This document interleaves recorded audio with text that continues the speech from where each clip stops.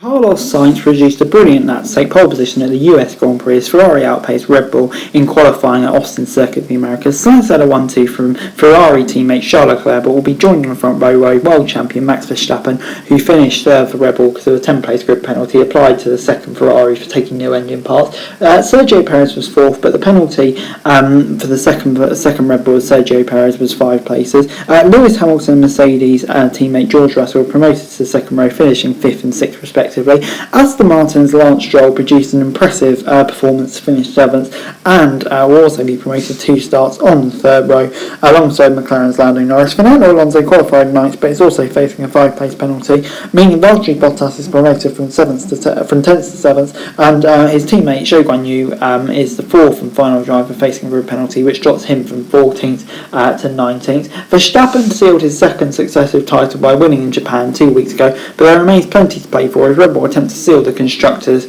Championship, and Leclerc battles Perez for second in the Drivers' Contest. Leclerc's demotion for taking new ICE and turbochargers has stiffened Ferrari's task of beating Red Bull by 19 points to extend the Constructors' Championship, but Sainz's pole offers encouragement for the Italian team. It was a lot of fun, the pole sister said. It was very tricky out there with the winds today, gusts at every corner, and yeah, you don't know how much grip you're going to get or expect, but I managed to put together a good lap without mistakes, and pole position was a long time coming and a few times getting close. But yeah, I think that tomorrow Red Bull are still favourites. They normally have the race pace and normally get us in the race because Max does a very good job. But tomorrow we're going to give it everything we can to stay ahead and win the race, which would be an amazing way to start the last 4 races. There was a somber mood in the paddock though, and the rest of the F1 paddock, as the news broke shortly before qualifying that Red Bull founder and owner Dietrich Mateschitz had passed away at the age of 78. Team principal Christian Horner held back tears as he offered a tribute to Mateschitz before the session on what was already proving to be a turbulent weekend for the team, as they continue to deny any accusations of cheating from rivals after breaking the cost cap. While there has also been a tense atmosphere in Austin, other teams are calling for a strong punishment. The FIA continues to deliberate. Mateschitz's passing brought unity as tributes flooding from all across the paddock.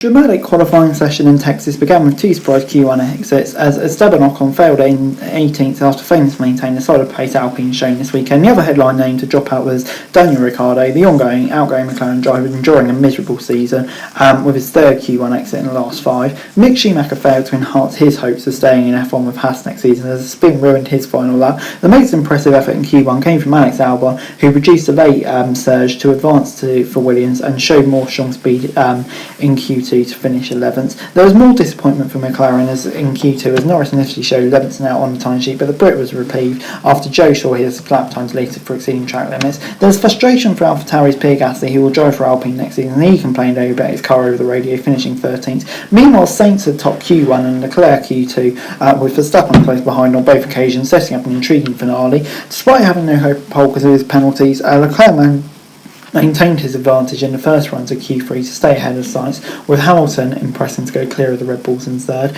However, it was all changed on the second and final run as Sainz turned the table on Leclerc to steal his 3rd pole of the season with 1:34.3, with Leclerc just 0.065 back. Verstappen improved on his final run to take 3rd, while Perez also jumped Hamilton as a 7-time world champion, failed to hook up the crucial lap. Hamilton admitted afterwards that he'd been left disappointed as Mercedes remaining off the pace despite bringing a significant upgrade this weekend. And yeah, he's obviously excelled on this track in the past, so I've been optimistic about this weekend. The car setup was feeling good, everyone back at the factory worked so hard to bring an upgrade, and I was hopeful we would be a bit closer than we were. And before I go, let me run you through the final classification from qualifying. Carlos Sainz obviously on pole for Ferrari, and yeah, credit to him, delivered where it mattered. Great job from him today. Will probably be tough to keep Verstappen behind tomorrow, but we'll see. Leclerc in 2nd, probably disappointing not to get on pole. Won't make too much difference than penalties. You're back in to get through the field though. And then you've got Verstappen 3rd. Yeah, Red Bull just didn't seem to have the pace yesterday, but tomorrow in the race they seem to be stronger. So yeah, I think he'll be feeling confident tomorrow. Perez in 4th. Yeah, kind of disappointing, but you know, it's kind of where we're used to from Perez. Did just enough to get ahead of Hamilton really. But then you've got Hamilton in 5th, Russell in 6th. Yeah, Mercedes just couldn't find that time in the last lap. We've seen it so often, so that'd be frustrating for them. But yeah, 3rd and 4th, they're light on their tyres, so maybe they could do something in the race today now, I think. And then Stroll in 7th, for me, star of qualifying, brilliant effort from him.